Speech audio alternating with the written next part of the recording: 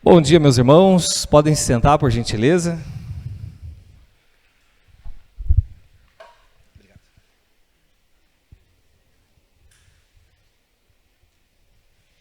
Bom, a gente está novamente na casa do Senhor nesse momento, para adorar Ele. E meu desejo nessa manhã, assim como nós já oramos, assim como nós já cantamos, é que Deus possa falar com a tua vida nesse momento também. E Ele usa a quem Ele escolhe, e Ele fala aquilo que Ele quer falar a cada um, conforme a cada necessidade, diante de cada situação, de cada contexto. Então, que você possa abrir os seus olhos agora nesse momento, seu coração, para entender aquilo que Deus quer falar com você nessa manhã. Amém? Eu quero convidar os irmãos, desde já, a abrirem no livro de Obadias.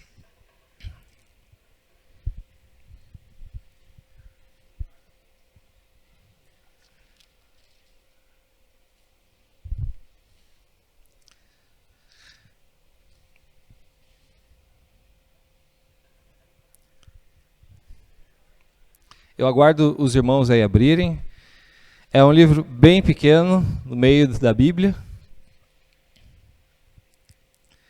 Um único capítulo, Obadias, capítulo 1.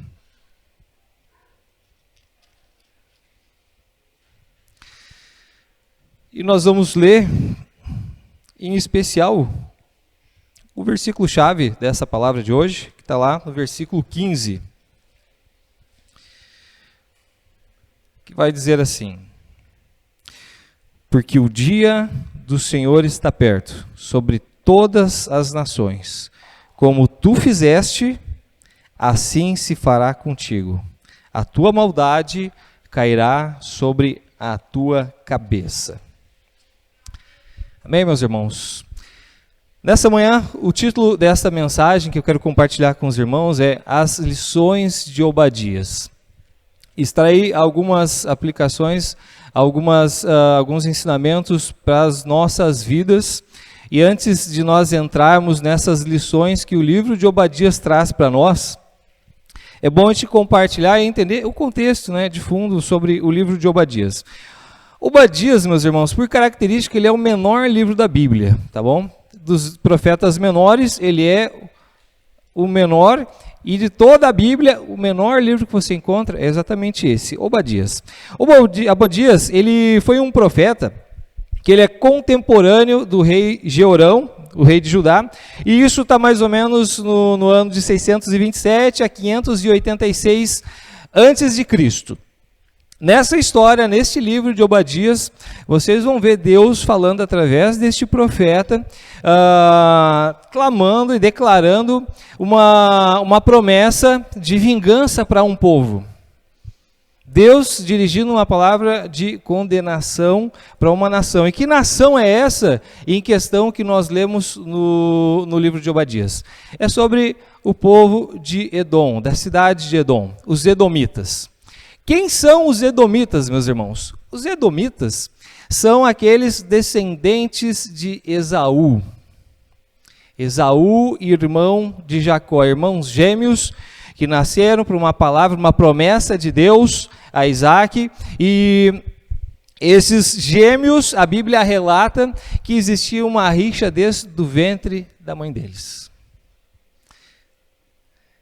Esses gêmeos nascem e ao longo da história nós vemos algumas histórias muito conhecidas. Por exemplo, quando Esaú ele desdenhou a sua primogenitura quando ele estava com fome. A primogenitura, antigamente, ela tinha um valor ainda maior do que nós vemos hoje. O filho homem, o primeiro filho homem, ele tinha responsabilidades, mas ele tinha também alguns prazeres, algumas honras a mais que os outros filhos. E Esaú, no dia que ele estava cansado, Jacó vai lá oportunamente, e diz: olha, tu quer me vender tua primogenitura, tu está com fome, eu tenho aqui a comida, eu te ofereço, e você me vende. Esaú vendeu. E depois, na sequência, Jacó já demonstrando esse lado Jacó, esse lado homem, pecador e ganancioso, ele, apoiado por sua mãe, engana o seu pai, Isaac, que vai lá, deveria honrar e passar uma bênção sacerdotal para Esaú. E o que ele faz? Lá a mãe vai lá, não, bota aqui ó, uma pele por cima dos teus braços, vamos botar aqui alguma coisa que vai dar o cheiro de Esaú, e daí Jacó se apresenta para o seu pai, engana o pai, porque o pai já estava cego, já estava velho, ficou na dúvida, não, mas eu vou abençoar, eu acredito que seja Esaú, ninguém ia fazer isso comigo, mas Jacó foi lá para enganar o pai dele, para receber essa bênção, então Isaac abençoa Jacó com a bênção da promessa de Deus de uma grande nação que Deus iria fazer através da descendência de Isaac. Nesse momento aí, Jacó foge, né, de casa por medo, porque Esaú queria caçar ele, passam muitos anos, Esaú volta, Jacó volta para casa com medo, e Esaú vem ao seu encontro, perdoa Jacó. Mas é interessante, meus irmãos, que essas duas nações, essas duas gerações, elas nunca se bicaram, nunca se deram bem. Os descendentes de Jacó com os descendentes de Esaú. Os descendentes de Jacó, nós conhecemos pelo povo de Deus no Antigo Testamento, que era Israel, e Esaú, que mais adiante, os descendentes de Esaú foram chamados, né, de os Edomitas. E nós vemos aqui em Obadias a palavra Edom, né, que seria a cidade dos Edomitas, dos descendentes de Esaú. Um outro capítulo muito importante da história e de pano de fundo, dentre essas duas nações, vocês encontram lá em Números capítulo 20, versículo 14. Vocês não precisam abrir, mas talvez muitos de vocês lembrem essa história. Moisés conduzindo o povo para fora do Egito, atravessam o Mar Vermelho e até chegar na Terra Prometida, eles se deparam no monte dos Edomitas. Qual era a intenção de Moisés? Moisés, olha, vamos atravessar o monte dos Edomitas para a gente não ter que fazer uma volta maior, porque essa volta maior vai inclusive, vai nos deparar com o rei dos cananeus, onde nós possivelmente a gente vai ser também hostilizado, a gente vai ser perseguido, a gente vai entrar em guerra lá. Então Moisés procura então o rei dos Edomitas e pede, por favor, eu quero atravessar as tuas terras, para que eu não entre em colisão, que eu não entre em guerra aqui com o rei dos cananeus. É isso que eu quero fazer. Você me deixa eu entrar, se algum dos meus animais beber da tua água, se alguém pegar alguma fruta tua, se roubar alguma coisa tua, eu vou te restituir tudo que a gente fizer, qualquer impacto que tenha nas tuas terras. E o rei dos Edomitas disse, não, aqui tu não vai atravessar. E se tu entrar aqui, eu estou te esperando com arma. Nas minhas terras vocês não vão passar. Esse foi um dos pontos altos dessa história, de rixa entre os israelenses e os edomitas. A gente vê também na Bíblia que os principais reis de Israel, todos eles guerrearam contra os edomitas. Nós vamos ver Saul guerreando contra edomitas, nós vamos ver Davi guerreando contra os edomitas, nós vamos ver Salomão guerreando contra os edomitas. Então, essa história desses dois povos, nunca houve paz, meus irmãos. Nunca. Nunca. Sempre foi uma história de rixa. Mas existia também uma promessa de Deus para Israel. Uma promessa que Deus fez e que não causou prazer e alegria no coração de Deus, mas que foi necessária. Se vocês não me obedecerem, se vocês não seguirem os meus preceitos, se vocês não forem fiéis a mim, eu vou trazer condenação sobre vocês, eu vou trazer castigo sobre essa nação. Obviamente, meus irmãos, a intenção de Deus não era simplesmente causar destruição. E talvez você possa, quando você lê o Velho Testamento e você vê Deus declarando isso através dos profetas, que haveria castigo para o povo, a intenção de Deus era resgatar o coração daquele povo.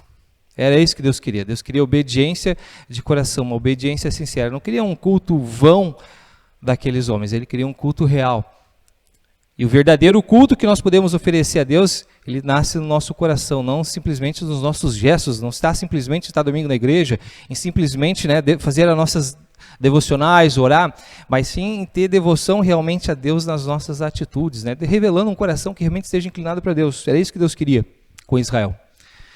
E isso não aconteceu.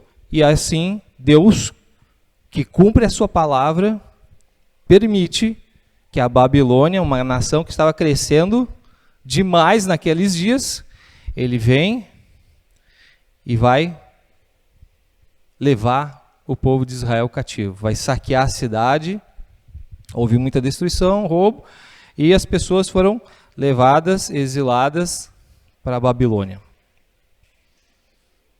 Deus usa de justiça. Deus usa de amor também quando Ele castiga. Deus faz isso conosco.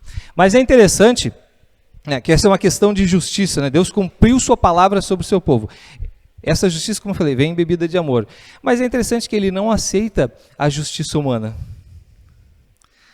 A justiça humana é falha, meus irmãos. A justiça que eu aplico sobre os outros, sobre as outras pessoas, aquilo que nasce do meu coração, aquilo que nasce do teu coração, esse ímpeto, ele é falho, ele é corrompido. A justiça que nasce do nosso coração, ela é maldosa. Essa é a verdade. Quando nós olhamos para o próximo, para aqueles que nos ofendem, para aqueles que nos maltratam, quando nós vamos aplicar o nosso senso de justiça, ele é maldoso e ele não tem a intenção de alcançar o coração dessas pessoas. Então Deus cumpriu a sua palavra, queria castigar por amor o povo de Israel e permitiu que eles fossem levados cativos para a Babilônia. Só que em resposta a essa destruição do povo de Israel, meus irmãos, os edomitas, eles adotaram uma atitude de justiça própria. Bom, Israel caiu, mas nós não caímos. Eles passaram aqui perto de nós. Os edomitas, que eram um povo pequeno, disseram, olha, os israelitas caíram. Bem feito para esse povo. Foi essa a atitude. Edom, que viu isso, ele estava interpretando, olha, significa então que Deus favoreceu Edom sobre Israel, e assim, o que aconteceu? O coração deles se inflamou de orgulho, né? Acreditando que eles tinham o favor de Deus sobre o povo dos edomitas. Como eu já falei, meus irmãos, você pode achar duro aquilo que Deus faz, muitas vezes. Você pode achar duro o que Deus fez no povo de Israel. Mas você que é pai, sabe também que muitas vezes é difícil castigar o seu filho, mas sabe que faz por amor. Deus é um Deus que corrige por amor. Contudo, meus irmãos, as palavras aqui do livro de Obadias, eles também trazem para nós um conforto e também trazem uma esperança de que existe um Deus que cuida do seu povo, um Deus que zela pelos seus. Um Deus que não está com os olhos fechados para aquilo que muitas vezes o seu povo sofre, pela perseguição, né? A gente pode ver facilmente perseguição à nossa fé, na nossa sociedade. Você vê mundo afora, as poucas notícias que vêm de muitas vezes cristãos que são mortos aí no mundo afora por causa da sua fé, ou o fato de talvez você ser ridicularizado pelas coisas que você faz como sendo cristão. Deixa eu te dizer, nada disso passa batido por nosso Deus. E isso é legal, desde já a gente observar e captar ali no livro de Obadias. Deus é um Deus de justiça e é um Deus que não aceita a maldade dos homens sobre os seus filhos. E isso tem que trazer também esperança para nós. A esperança de que quando eu sofrer perseguição, a esperança de que quando eu for envergonhado por causa das coisas que eu faço, ou por causa da profissão de fé que eu faço aos homens, saiba que existe um Deus que olha para você. Ele está olhando a tua atitude, Ele está vendo você honrar o nome dEle. E aquilo que você sofre, aquilo que você sente, você não precisa sair castigando, você não precisa sair caçando essas pessoas. Porque existe um Deus que vai demonstrar a sua justiça a todo aquele que persegue, a todo aquele que oprime o povo de Deus. Tenha essa certeza, Deus está olhando o nosso compromisso para com Ele nesses momentos também. E isso não vai passar batido, meus irmãos. Isso não vai passar batido. Mas o objetivo de hoje não é simplesmente nós pararmos nessa reflexão, o que já seria algo muito interessante, né? De que o que nós experimentamos muitas vezes por causa da nossa fé não vai passar batido. Isso, só por isso já seria algo bastante forte, mas nós temos que observar também para a atitude de Edom. E eu quero extrair com os irmãos algumas lições através das atitudes que o povo de Edom teve, para que nós também tenhamos uma postura diferente, um proceder diferente diante das pessoas. Para que eu e você, a gente não caia na mesma falha de Edom. Vamos observar junto, meus irmãos. Primeira lição que nós podemos observar através do livro de Obadias sobre o comportamento do povo de Edom, vai estar lá nos versículos 13 e 4 de Obadias. Se você quiser acompanhar comigo, por favor, eu vou ler aqui para vocês. Diz assim: a soberba do teu coração te enganou, como quem habita nas fendas das rochas, na sua alta montanha, e que diz no seu coração: quem me derribará dessa terra? Versículo 4: se te levares como uma águia e puseres o teu ninho entre as estrelas, dali eu te derribarei, diz o Senhor. Meus irmãos, Obadias, o livro de Obadias nos ensina que o orgulho é uma loucura. É uma manifestação de loucura diante de Deus. Obadias repreende Edom por causa desse orgulho espiritual. Obadias chama a atenção do coração desse povo, porque ele se enganou, olhando e confiando muito mais naquilo que eles tinham do que naquilo que eles eram. E onde é que estava essa confiança? Nas coisas que são humanas, meus irmãos. Está ali no versículo 13, a soberba do teu coração te enganou. E traduzindo aqui, talvez botando de uma forma mais simples, não sei como está na tua versão, como você que habita na fenda das rochas, nas montanhas altas, e acha que ninguém vai te alcançar. As ruínas, meus irmãos, da cidade de Edom, possivelmente, hoje em dia, nós associamos a cidade de Petra. Você já ouviu falar da cidade de Petra, na Jordânia? É uma cidade que foi descoberta há pouco tempo, no alto de uma montanha, é uma cidade rochosa, e nessa época aqui, meus irmãos, para que as pessoas subissem o monte de Edom, era um caminho extremamente sinuoso, alto, íngreme, e além desse caminho íngreme, ele era cheio de fendas. Quem morava em cima desse morro se valia dessa questão, porque você tinha ali um labirinto onde qualquer pessoa que fosse acessar, ela facilmente seria atingida por causa dos esconderijos, onde o exército daquele povo ali se posicionava, para que ao alguém tentar invadir e subir essa montanha, era atacado. Edom confiou no lugar onde ele morava. Ele confiou, nós somos aqui uma cidadezinha, um povo pequeno, mas olha só aqui, ó, olha o nosso monte aqui, olha nossas fendas aqui. Essa gente nunca vai chegar perto de nós. Os babilônicos nunca vão chegar perto, nunca vão conseguir. Israel nunca vai conseguir atacar a gente. A gente fica aqui posicionado esperando. Quando alguém tentar subir, a gente mata. Nós confiamos aqui no lugar onde a gente mora. Foi isso que Edom fez, meus irmãos. Edom confiou muito mais na capacidade que eles tinham de se defender, no lugar onde eles moravam, do que necessariamente em Deus. Não havia uma confiança em Deus. E um povo e uma geração que conhecia sobre Deus. Apesar de não ter sido a nação escolhida por Deus, eles conheciam de um Deus que um dia abençoou Israel. E nesse momento Edom confia na sua capacidade de se defender, na sua cidade, do que necessariamente em Deus. O orgulho de Edom faz acreditar que eles eram irrepreensíveis ali, né? Aqui ninguém vai chegar, aqui ninguém vai subjugar a gente, nós estamos protegidos. Eles se acham, através dessa condição, eles se acharam vindicados por Deus, né? Deus nos abençoou aqui com esse monte e é por isso que nós estamos aqui agora seguros. E meus irmãos, quando nós fazemos isso por causa desse orgulho, o povo de Edom, eles não estavam dispostos a perceber que eles também estavam afastados do plano de Deus, do plano divino de Deus, ao olhar simplesmente para a sua condição terrena e achar que Deus tinha poupado eles por causa disso. Quando a gente escolhe o caminho do orgulho, meus irmãos, a gente acaba experimentando uma consequência muito dolorosa nas nossas vidas. O orgulho mascara pecado, meus irmãos. O orgulho mascara a tua condição diante de Deus, a tua condição carnal.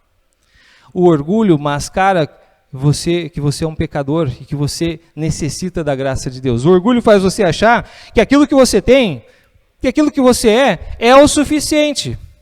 O orgulho faz você achar que por você talvez não ser uma pessoa má, você é alguém injustificável diante de Deus. Era mais ou menos isso que Edom estava fazendo. E quando a gente faz isso, meus irmãos, nós passamos a viver e olhar simplesmente para o nosso umbigo. A gente olha para baixo em vez de olhar para cima, de olhar para Deus. Meus irmãos, Deus fala através de Obadias no versículo 4, olha, se tu fizer a tua cidade nas estrelas, se tu fizer o teu ninho lá nas estrelas, eu vou te achar lá. Eu vou te encontrar onde tu estiver. Aonde você estiver, eu vou te encontrar. Talvez tu se sinta orgulhoso e justificado, porque talvez você tenha dinheiro, porque talvez você tenha algum tipo de segurança humana. Talvez você se sinta orgulhoso porque você cuida do seu corpo, da sua saúde, e você acredita que com isso não vai chegar a doença. Você confia talvez nos seus bens, nos seus patrimônios, porque isso, se vier o dia ruim, isso aqui vai me defender, eu estou garantido. Eu me garanto.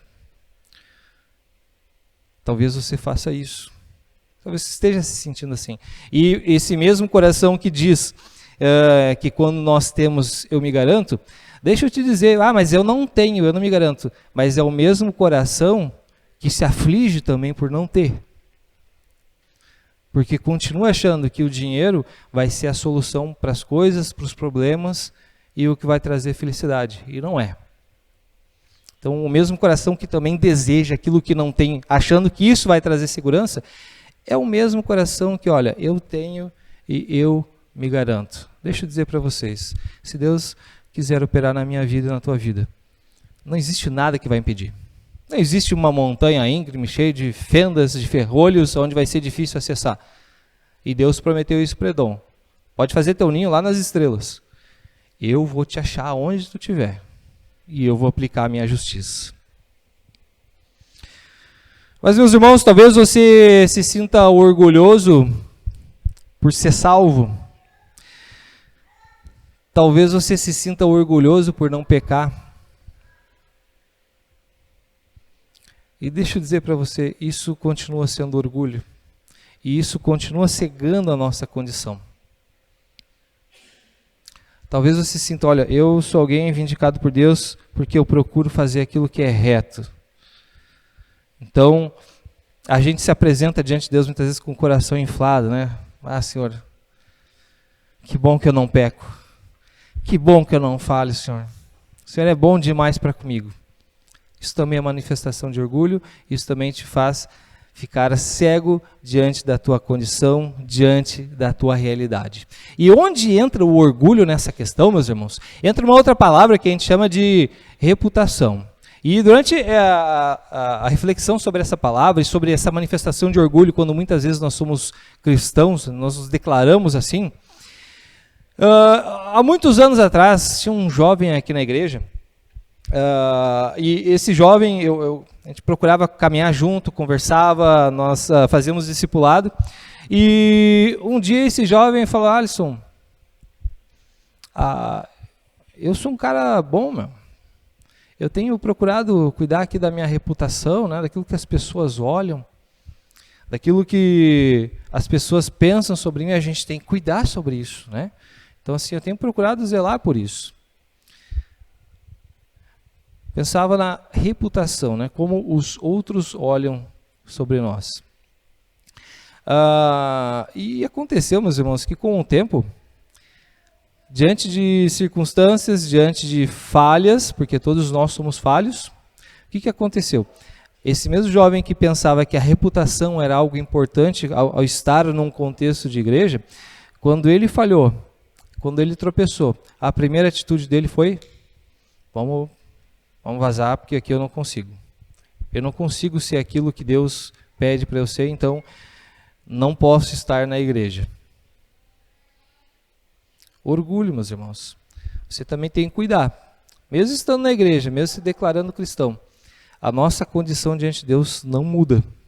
Você segue sendo uma pessoa falha, você segue sendo merecedor ou alguém que necessita da graça de Deus e do perdão de Deus todos os dias para que seus olhos sejam abertos e você enxergue a tua realidade espiritual. Então, meus irmãos, toda vez que o orgulho entra em campo na nossa vida, nas nossas atitudes, no nosso dia a dia, no nosso contexto de vida, toda vez que entra isso, os nossos olhos estão cegos, os nossos olhos estão fechados para entender a nossa própria realidade espiritual. A cegueira não faz você enxergar que você comete pecados, que você falha. É isso que o orgulho faz. E Provérbios 16, 18 vai dizer para nós, deixa bem claro, que a soberba, o orgulho, precede a ruína. E a altivez do espírito precede a queda. É isso exatamente que acontece. O que vem, quais são os fatos que vêm antes da manifestação de uma queda? É o orgulho. O que é que vem antes do tropeço? É o orgulho, meus irmãos. Então, cuide no teu coração para você não confiar nas coisas que você tem. Cuide no seu coração para você não confiar e não acreditar e não ficar dizendo para você mesmo que você é uma pessoa boa, que você é uma pessoa que não erra, que você é uma pessoa que está bem na igreja. Cuide do seu coração para você não ficar pensando e se preocupando com aquilo que necessariamente os outros vão pensar, mas sim com aquilo que Deus pensa sobre você, que não mudou desde o dia da tua conversão. Você segue sendo o mesmo, alguém que Deus ama, alguém que Deus olha com amor, e alguém que Deus sabe que é frágil, e que se não for o sangue do Filho dele, cobrindo os teus pecados, lavando as tuas falhas, você vai continuar alguém sendo separado de Deus. Quando a gente olha para o nosso orgulho, meus irmãos, nós olhamos simplesmente para o nosso umbigo, para as nossas verdades. Nós somos incapazes de conversar, nós somos incapazes de amar também. Tá? E quando eu estava também pensando sobre essa questão, eu lembrei de uma palavra que hoje está muito na moda, que é o cancelamento, né? O cancelamento de alguém nas redes sociais é quando, tipo assim, eu não concordo com essa pessoa, eu cancelo a que ela simplesmente deu, como se fosse uma espécie de boicote, né? Essa cultura do cancelamento, meus irmãos, está enraizada também no nosso orgulho, né? Se nós acharmos que simplesmente o nosso caminho é o correto, e isso cega a tua visão e teu entendimento sobre o amor, sobre os nossos relacionamentos, nosso dia a dia também, meus irmãos. Orgulho traz cegueira. Orgulho te faz errar a caminhada. Orgulho te faz deixar de amar.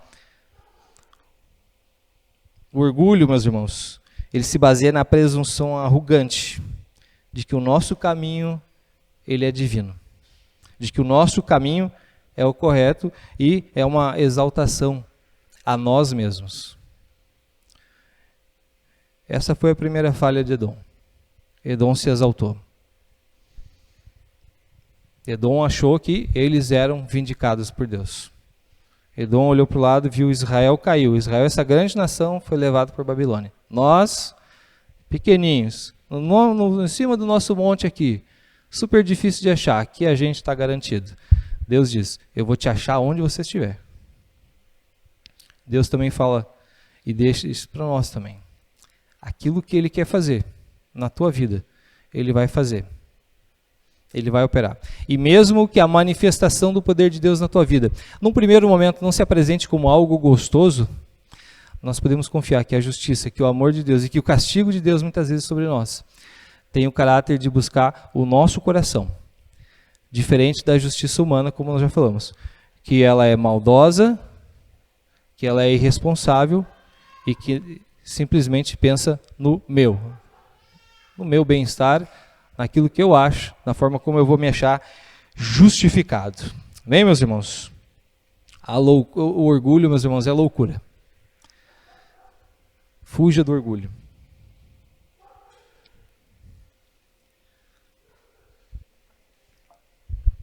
Obadias também vai nos ensinar, meus irmãos, que a vanglória é uma loucura, tá? Ficar se vangloriando. E nós vamos ler os versículos 12 a 14, se você quiser me acompanhar, Obadias, versículos 12 e 14.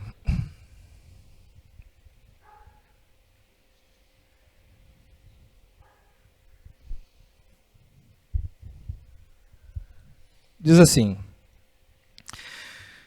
mas tu não devias olhar para o dia do teu irmão no dia do seu desterro, nem alegrar-se sobre os filhos de Judá no dia da sua ruína, nem alargar tua boca no dia da angústia. Versículo 13. Nem entrar pela porta do meu povo no dia da sua calamidade. Sim, tu não devias olhar satisfeito para o seu mal no dia da sua calamidade, nem estender as tuas mãos contra o seu exército no dia da sua calamidade. Versículo 14. Nem parar nas encruzilhadas para exterminares os que escapassem, nem entregar os que lhe restassem no dia da sua angústia. Meus irmãos, não bastou para Edom simplesmente se orgulhar do seu contexto, né, então da sua realidade, de achar que estava protegido. Havia uma rixa de muito tempo já, uma rixa muito antiga com Israel. Quando Deus executa então a sua palavra contra os seus filhos, Edom se alegrou. Edom se regozijou com a invasão da Babilônia sobre Israel. Edom fez festa. Edom, Jerusalém estava sendo saqueada e eles estavam lá aplaudindo. Eles estavam ali regozijantes ali com aquela situação, né? Comemorando como se fosse um título, né? Puxa, que bom, cara, Israel aqui foi captado e nós estamos livres. Mas não parou por aí. Teve requintes de crueldade também nessa comemoração, tá, meus irmãos? E Obadias repreende Edom por esse requinte de crueldade praticado contra Israel. Quando a gente olha lá nos versículos 12, né? Mas tu não devias olhar para o dia do teu irmão no dia do seu desterro. Não devia ficar olhando para eles. Você já viu alguém sendo desocupado da sua casa? Você tem noção do que seja isso? Talvez você já tenha visto. Seja lá por qual situação, por qual contexto. É uma coisa muito triste, meus irmãos. Você sendo escorraçado da sua casa. Por mais que seja gentil a abordagem de quem entra na sua casa e te tira dentro de casa, você se sente humilhado. Israel estava sendo despejado da sua terra. E ainda pior que isso, estava sendo levado cativo. Edom estava lá de bracinho cruzado rindo, comendo pipoca, achando aquilo ali a maior diversão. Ainda no versículo 12 tem uma palavra que chama muita atenção: nem alargar a tua boca no dia da tua angústia, né? Eles não estavam só contentes, eles estavam ali, gente, com um sorriso de orelha a orelha. O povo sendo levado cativo, humilhação, vergonha, e a galera dando gargalhada de cima do morro. Eu imagino talvez a cena, você pode imaginar, no pé do morro aqui olhando, aqui escondido ali, se ferrou. Caiu o castelo, bem feito. Era isso que Edom estava fazendo. Não bastasse isso, meus irmãos, versículo 13, além de se alegrar com a maldade, eles se juntaram ao exército, ou melhor, se juntaram contra o exército de Israel junto com a Babilônia. Eles foram oportunistas. Olha, talvez nós, pelo nosso tamanho, a gente nunca consiga, talvez mano a mano com Israel, mas olha só, a Babilônia está vindo, e eles pensaram, cara, vamos junto. Então, Babilônia ia levar Israel sem a ajuda de Edom. Aí Edom vai lá para botar mais um saquinho de areia em cima da situação deles ali, né? Eles foram lá para pelejar junto. Olha, vamos lá causar maldade lá no meio do povo. É isso que nós vamos fazer. Vamos bater junto. Edom entrou saqueando a cidade. O povo de Israel estava sendo lá humilhado, eles estavam entrando ali junto. Deixa eu aproveitar aqui, vamos pegar as coisas que eles têm, vamos batalhar junto, vamos maltratar junto, vamos matar junto aqui com o povo da Babilônia, porque é isso que eles merecem. É isso que Edom estava fazendo. Não bastasse só isso, eles também, a Bíblia relata, né, Deus deixa isso bem claro para Edom, né, que eles também estavam lá nas encruzilhadas, e quando de vez em quando alguém escapava, eles apontavam: ei, aqui está fugindo um, vai atrás, pega lá. Eles foram maldosos, gente. E nisso, como eu já falei no início, né, a justiça do homem, ela é maldosa. A justiça que o homem aplica sobre o homem, ela é má, ela é tendenciosa. E Deus repreende Edom por isso. E Deus declara isso para Edom. Vocês quiseram se vangloriar da desgraça de Israel. Não era isso para vocês ter feito. Não era para vocês alargar a boca de vocês. Não era para ter saído em guerra junto contra os meus filhos. Não era isso que eu esperava.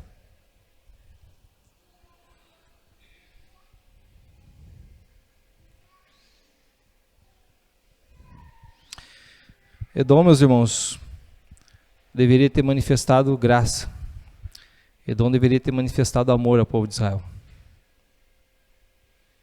Não foi isso que eles fizeram. O que eles fizeram foi participar da pilhagem. Eles deveriam ter oferecido ministério, eles deveriam ter oferecido socorro, eles deveriam ter sofrido então aquela prestação, né, de suporte, de ajuda ao povo de Israel.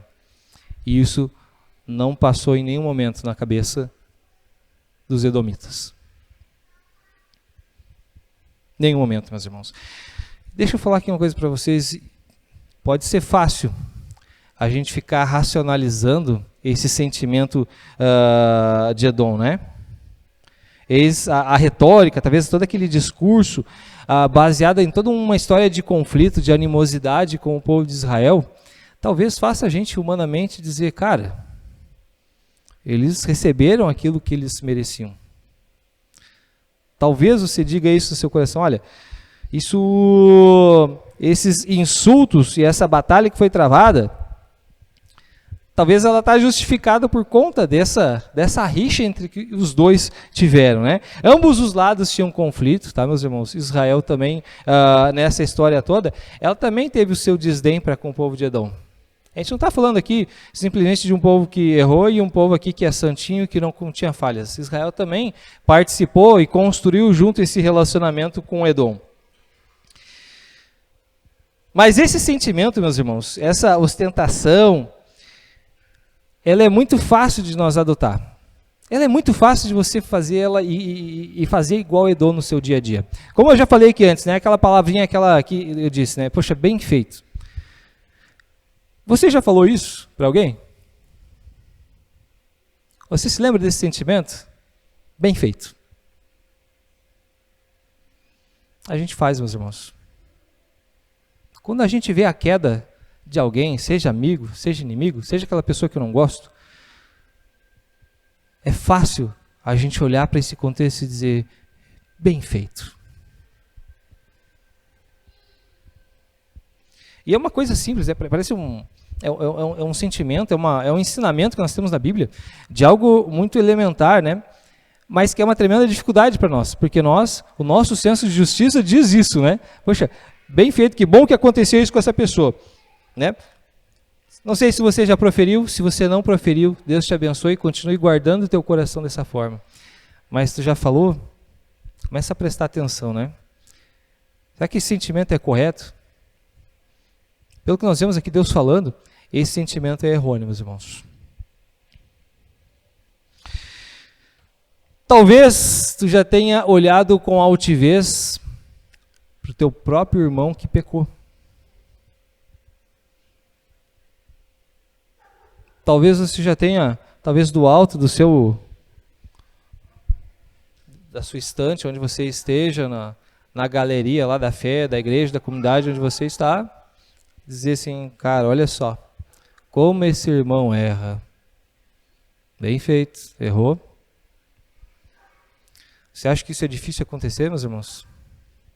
Deixa o orgulho entrar na jogada. Deixa o orgulho entrar no teu dia a dia, nas tuas atitudes, nas tuas interpretações. Deixa o orgulho entrar em campo para ver se essa manifestação ela não é rápida. Você olhar com desdém para aquele irmão que falha, que tropeça. É fácil a gente fazer isso, meus irmãos, porque nós somos cruéis. O homem é cruel. O homem é mau. a gente faz, meus irmãos.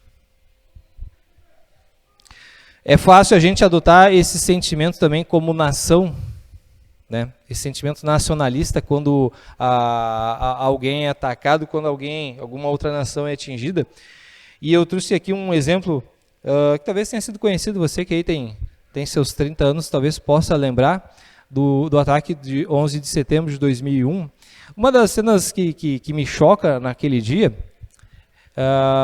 fora o fato da maldade executada lá contra a cidade de Nova York, as torres caindo, aquela montoeira de gente morrendo, foram cenas que foram captadas no Afeganistão, das pessoas correndo na rua como se tivessem sido campeão da Copa do Mundo. Correndo com as suas bandeiras, gritando, soltando fogo de artifício. É fácil, né, meus irmãos, a gente dizer que bom que os Estados Unidos vai lá e vai matar e vai aplicar a sua justiça sobre esse povo. Esses exemplos são só aqui para captar e para nos lembrar que é fácil nós estar praticando e se vangloriando e praticando a justiça, assim como Edom quis praticar sobre Israel. Esse sentimento vem fácil, meus irmãos. Ele flora fácil nos nossos corações.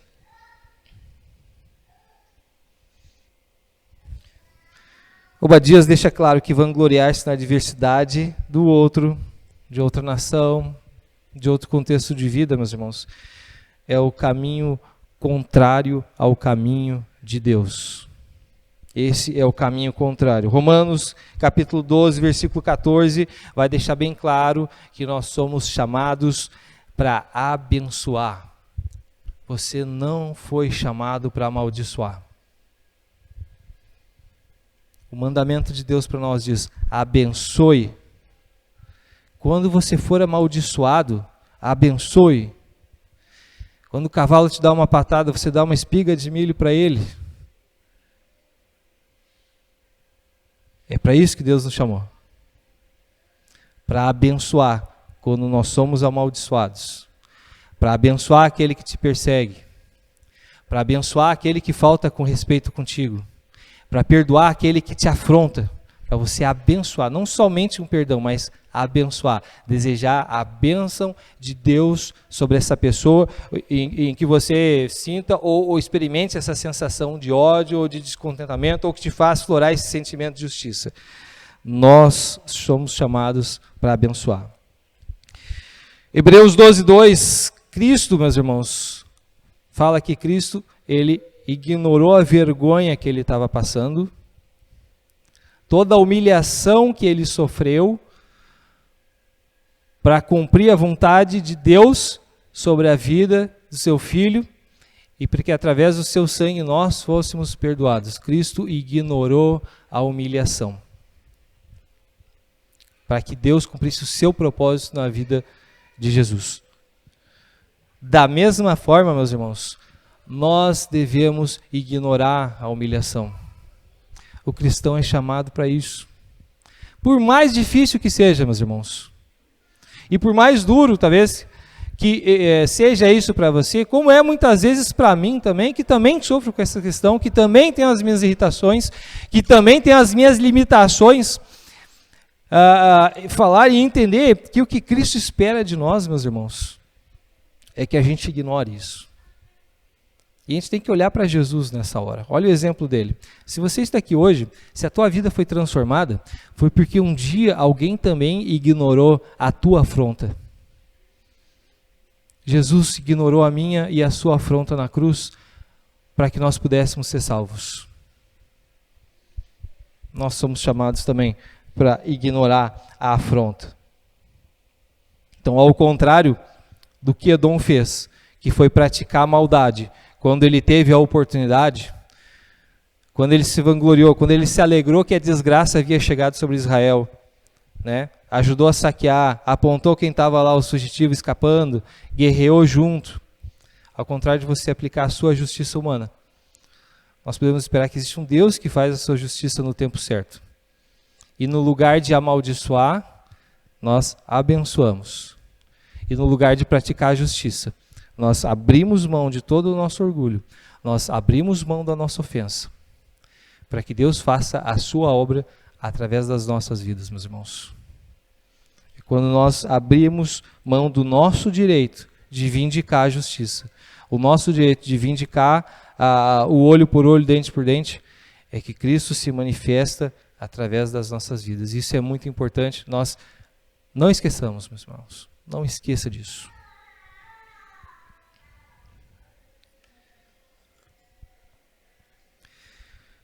Obadias, meus irmãos, nos lembra também do poder do reino de Deus. E essa é a grande palavra que nós vemos no desfecho do livro de Obadias, é que Deus reina. Essa é a promessa da Bíblia para nós. A profecia de Obadias termina declarando que o reino de Deus não seria frustrado. Não seria frustrado. Versículo 15 reforça isso, que é o versículo-chave dessa palavra, porque o dia do Senhor está perto sobre todas as nações. E a maldade, meus irmãos, de Edom, ela não seria esquecida. É isso que Deus está falando aqui no versículo 15. Aquilo que você fez vai recair sobre você. E aí não é o homem falando, é Deus proferindo esta palavra contra os edomitas. Aquilo que você fez vai acontecer, não se esqueça disso. Deus ia praticar a sua justiça sobre Edom por causa das obras deles. Deus prometeu que lembraria da maldade proferida contra Israel e ia sim cumprir esse julgamento então sobre essa nação. E deixa claro, meus irmãos, Deus não tem prazer na maldade. Deus não tem prazer na perseguição. Você pode até pensar num clima de impunidade, e quando a gente olha Deus prometendo isso para Edom, você pode também lembrar, né? Poxa, hoje a gente vive um certo clima de impunidade também, né? Você pode pensar que Deus talvez esteja se esquecendo daquilo que nós estamos vivendo. E assim como nós abrimos hoje essa palavra falando e trazendo essa palavra de conforto, que Deus não vai esquecer disso, nós temos aqui que lembrar isso novamente. Apesar de um clima de impunidade por causa da maldade do homem, Deus não está se esquecendo daquilo que esses homens fazem. Deus não está esquecendo da humilhação e da vergonha que você passa. Isso Deus não vai esquecer. Deus não esquece que talvez os homens, ao praticar a maldade, veja que nada e perceba que nada acontece com eles, e parece que essa impunidade só aumenta e gera mais a sensação de impunidade, né? Deus não está se esquecendo, meus irmãos. Não está passando batido aos olhos de Deus. E é curioso que isso só aumenta, né? Só aumenta. Poxa, se não acontece nada, vamos de novo. E aí a maldade, meus irmãos, aqui não é só a maldade que ela contra cristãos, mas é a maldade do coração do homem contra outras pessoas, né? Deus não se esquece. Deus não vai se esquecer. Talvez você se sinta, um certo clima de impunidade, de tranquilidade, porque você está pecando e nada está acontecendo na tua vida. Talvez você esteja escorregando em alguma coisa, você sabe que é errado, mas nada está acontecendo. Então, cara, não vai ter consequência nenhuma isso aqui que eu estou fazendo. O nosso Deus que é um Deus de justiça. O nosso Deus que é um Deus reto. E que aplica o seu castigo por amor a nós. Ele vai nos cobrar isso também, meus irmãos. Ele vai cobrar aquilo que você também faz e talvez tenha essa sensação, né, de impunidade. Poxa, um desvio aqui, outro desvio aqui, uma escapadinha aqui no casamento, alguma outra coisa aqui, uma mentira, né? Uma sonegação, vamos seguindo, vamos fazendo as coisas aqui, não vai acontecer nada aqui, devagarinho, vamos suave. Existe um Deus que olha, meus irmãos. Existe um Deus que observa. E existe um Deus que vai cumprir a sua justiça sobre nós, sobre os homens, sobre aqueles que se declaram cristãos, sobre aqueles que não se declaram cristãos, sobre a maldade, sobre a perseguição por causa da tua fé, seja lá em que contexto. Aos olhos de Deus, nada tem passado batido. Deus visitará o seu povo e ele vai executar o julgamento dele sobre todo pecado, sobre a morte, meus irmãos, sobre toda a força espiritual que se levanta também contra nós. Isso também é importante lembrar, que a justiça de Deus também vai se concretizar sobre o próprio mal, que aprisiona o coração do homem, que faz a gente escravo muitas vezes do pecado. Deus também vai praticar a sua justiça sobre o mal também, meus irmãos. E nós podemos confiar plenamente no poder da justiça divina, meus irmãos. E Edom, olha que curioso, Edom já nos dias de Jesus já não existia mais. Nem mesmo Jesus chegou a se cruzar com os edomitas. Talvez alguns poucos que escaparam, filho de alguma geração, de alguém que tenha escapado, tenha fugido. Mas Edom recebeu a justiça que Deus havia prometido. E já nos dias de Jesus, já não havia mais essa cidade.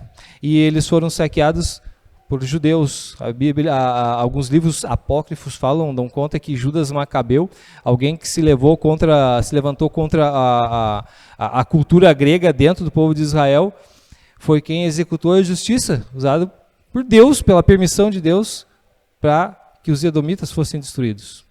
Então, é isso que nós temos, que já nos dias de Jesus, essa nação, ela já não existia mais, ela tinha sido destruída. E Obadias, meus irmãos, nos lembra que Deus estabelecerá o seu próprio reino na terra, tá? Um reino onde, como nós já falamos, os feridos serão curados, os perdidos serão perdoados e deslocados serão trazidos de volta para casa, meus irmãos. O dia do Senhor será um dia de salvação para todo o povo de Deus. E a última frase do livro de Obadias traz esse clímax dessa profecia, né? No versículo 21, que o reino será do Senhor. O reino será do Senhor. E como povo de Cristo, meus irmãos, a gente pode olhar para essa palavra, tá? Com lentes para o Novo Testamento, e a gente pode ver que Jesus Cristo, a encarnação de Jesus Cristo, é o cumprimento desse reino que se estabeleceu no nosso meio, meus irmãos. O cumprimento dessa promessa de que o reino seria do Senhor, ele se cumpre na vinda de Jesus aqui no nosso meio. Marcos capítulo 1, versículo 8 vai dizer: chegou a hora, o reino de Deus está próximo. Exclamou quem? Jesus exclamou isso. E o reino de Deus se concretiza então na cruz. E o reino de Deus se estabelece aqui no nosso meio. E o reino de Deus, meus irmãos, que foi inaugurado na terra, está aberto a todos nós. Ele está estendido até você. Você pode fazer parte desse reino também. Você pode ter acesso a essa cura, você pode ter acesso a esse amor, você pode ter acesso a essa graça. Ela está disponível para todos nós. E Deus nos convida a participar desse reino. Deus nos convida. Mas também nos lembra, esse reino também nos lembra, meus irmãos, que vai haver um dia em que Deus vai voltar para resgatar a sua igreja. Esse reino também nos lembra que existe um dia de acerto de contas, onde nós cristãos também vamos prestar contas para Deus daquilo que nós fazemos, meus irmãos. Então você precisa estar atento a um Deus que é justo. Há um Deus que dá a cada um de nós conforme as nossas atitudes. Há um Deus que talvez hoje você pense: Deus não existe um castigo, né? Talvez esse pecado não seja bem pecado, porque nada acontece. Existe um dia em que nós vamos estar nus na frente de Deus. A nudez aqui representa você despido das suas camadas, talvez do seu aparente esconderijo, das coisas que você faz, daquilo que você faz no seu secreto, diante de Deus, que conhece o teu coração e que olha para ti. Não o que tu é por fora, mas o que tu é por dentro. Você vai estar nu diante de Deus e Ele vai olhar toda a tua realidade. E nós vamos sentir vergonha por aquilo que talvez nós estejamos fazendo. E eu quero te convidar, participando desse reino, é você abandonar esses pecados também. Você mudar a sua vida. Você mudar as suas atitudes. Deus vai operar o mal dele, a justiça dele também, contra os maus, no dia que Cristo resgatar a sua igreja. A maior condenação que o homem e a sua maldade e o mal podem experimentar é uma eternidade longe de Deus. É passar a eternidade longe do Pai. Esse vai ser o maior castigo de todos, meus irmãos. Mas o reino hoje, ele está aberto. O reino está aí. Em Jesus esse reino chegou. E o poder de Deus é grande. E esse reino é poderoso. E esse reino é capaz de te perdoar. Esse reino é capaz de te aceitar. Mas você precisa tomar uma atitude. e também aderir a esse reino. Você precisa aderir, você precisa fazer parte desse reino, você precisa confessar o nome de Jesus como teu Senhor e Salvador. E abandonar a mão dos seus pecados, e abrir mão das tuas humilhações, abrir mão das tuas vergonhas, e começar a abençoar. Porque Deus vai cumprir a sua justiça. Não tenha dúvidas disso. Deus cumprirá a sua justiça sobre todos nós. Então, meus irmãos, talvez como cristão e olhando simplesmente para o livro de Obadias, é fácil, né, a gente então dizer, poxa, que bom que teve castigo para Edom. Talvez você pode dizer, que bom que Deus não vai esquecer das coisas que eu sofro. E Ele vai executar a justiça dele como Ele acha que tem que ser feita, sobre quem tiver que fazer. Mas é importante, meus irmãos, que eu e você, a gente tenha uma atitude diferente. É importante que eu e você tenhamos um proceder diferente, meus irmãos. É importante que você deixe de lado toda arrogância. É importante que você deixe de lado todo orgulho. É importante que você deixe as tuas teimosias. É importante que você abandone, né, o justificar das tuas mágoas para que você consiga perdoar. É importante que através da sua vida Deus possa resplandecer na vida dos nossos próximos, na vida daquelas pessoas que te envergonham. É importante que você tenha um proceder diferente para que Deus haja através da tua vida. Isso o livro de Obadias nos mostra, né? Como eu já falei, não é simplesmente um Deus que vai aplicar a sua justiça, mas é também um proceder diferente para que as pessoas vejam através de nós algo diferente, para que as pessoas conheçam através de nós algo de novo, né? E esse novo é Jesus, esse novo é a salvação que nós podemos experimentar nele. Deixa eu falar outra coisa também, meus irmãos, que é importante, é que nós devemos lembrar que Jesus também falou, e concluindo aqui essa palavra, é que nós seríamos bem-aventurados também quando nós fôssemos insultados e perseguidos. Isso também é uma bem-aventurança, é uma alegria espiritual poder saber que ao sofrer a perseguição,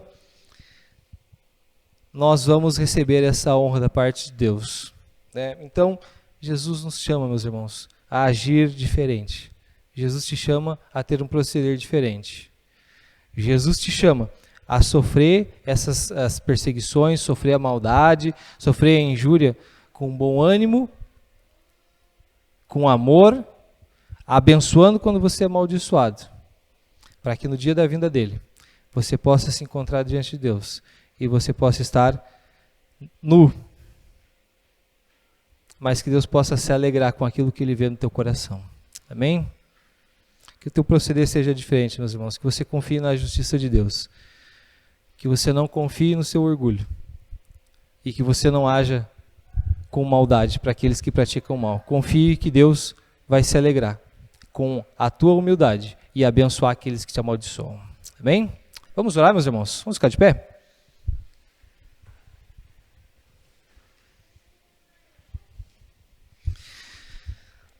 Pai amado, queremos te louvar, Senhor, porque Tu és um Deus, Pai amado, que não está com seus olhos fechados, Pai amado, para tudo aquilo, Senhor, que nós vivemos. Tu não estás com teus olhos fechados, Pai amado, para toda a maldade que a gente experimenta nesse mundo, Pai amado. O Senhor não está com seus olhos fechados, Pai amado, para a vergonha e para a humilhação que muitas vezes o Teu povo sofre, Senhor. Que bom, Pai amado, que o Senhor no tempo certo, Pai amado, da maneira certa, Pai amado, da forma justa, Senhor, vai trazer ao homem, Pai amado, e vai trazer, Senhor, aos maus, Pai amado, o castigo conforme o Senhor entende que é justo e correto, Pai amado.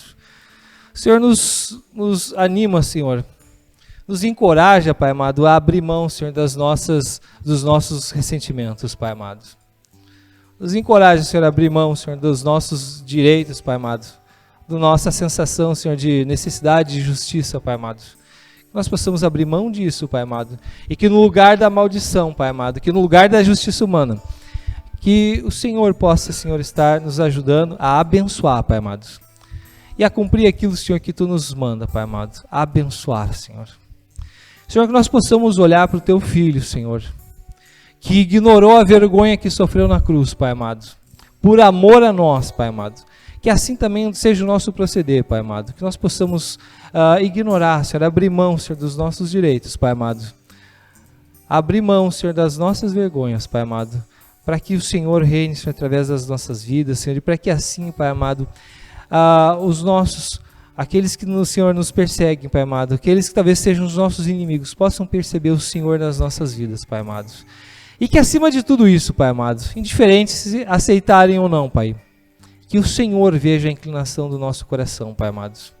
Que o Senhor veja o proceder do nosso coração, Pai. Que o Senhor se alegre, Pai amado, com as nossas atitudes, Pai amado. Que haja no coração do Senhor, Pai amado, um contentamento, Pai amado, pelos teus filhos, Pai amado. É ao Senhor que nós queremos agradar, Pai amado. Nos ajuda também, Pai amado, a fugir, Senhor, das nossas falhas, Pai, dos nossos pecados, Senhor, das coisas que temos cometido, Senhor.